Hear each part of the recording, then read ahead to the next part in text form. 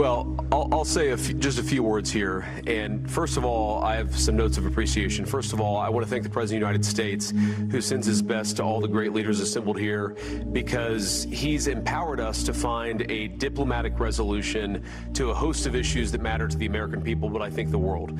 The opening of the Strait of Hormuz, the ending of the Iranian nuclear program, all of these things have already been accomplished. The question before us now is how much more can we accomplish together? Can we turn over a new leaf? Can we change relations in the Middle East permanently? Or do we go back to doing things the old way, which is not our preference, but is certainly very much something that can't happen. I have a few other notes of appreciation. First of all, to the Prime Minister of Pakistan, a dear friend of the President's, a dear friend of mine, a guy who has been, with his leadership and his very careful and skilled negotiation, has got us to the point. To his Field Marshal in Pakistan, Asim Munir, I will say that since Field Marshal Munir welcomed us with the Prime Minister in Islamabad, I have joked that I have two very, very important people in my life, an Indian and a Pakistani. The Indian is my wife, and the Pakistani is Field Marshal Munir. And I've probably talked to Field Marshal Munir more than I've talked to anybody else over the last 3 months. Would not be here without his statesmanship. He is a military leader, but I think he's shown himself to be a great diplomat. And of course, who's an amazing friend of the United States of America, but has been also an important part of getting us to this point. I think it's important for the American people, but people all over the world to appreciate that what's brought us to this moment is the President's leadership and the President's willingness to see a Middle East that is much different 10 years from now than it was 10 years ago. And what we're trying to accomplish here is something very simple. Through diplomacy, through working together to transform the Middle East, where Iran and the Gulf have been at war with each other, or at least have had very unfriendly relations, where Iran has been a driver of regional instability. Now we see a future where everybody can work together to promote peace and prosperity for everyone. What we have already seen back home in the United States is lower gas prices. We've seen the free flow of oil and gas. We've seen peace. And now we're trying to build on that to see if we can build something even better and more sustainable for the future. This is a historic meeting. Never before, outside of Islamabad and here, so outside the last few months, never before has the Iranian and American leadership met at such a high level.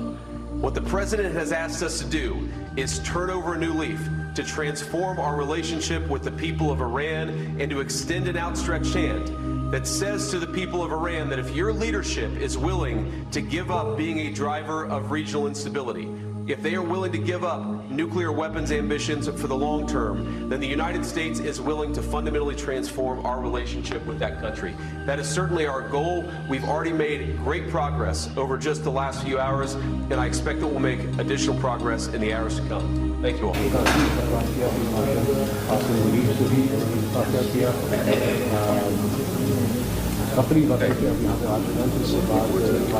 Okay. All right, guys. Mr. Prime Minister, go ahead. Well, Vice President Jody Vance and my very dear brother, Prime Minister of Qatar, and Field Marshal Sayyid Asmani. Ladies and gentlemen, it's a great day. A day which is going to promote peace and prosperity, not only in the region where crisis really created humongous challenges, but this will have global peace. And I must, at this point in time, with the fullest sincerity of my domain, thank President Donald Trump for his visionary and very dynamic leadership, which has resulted in this meeting here today, beautiful city of Birkenstock. And I think here we are going to have wonderful discussions, which will lead to hopefully very productive results in times to come. I'd like to thank Vice President Jerry Van for his very able leadership in leading the United States team, and my very dear brother, Prime Minister of Qatar.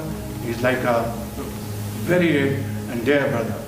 And of course, Field Marshal Sayyid Asmani, his outstanding role, very consistent, and he showed huge amount of perseverance and patience And I think together all these efforts have culminated here in this wonderful Johannesburg, and it's really very wonderful to be here.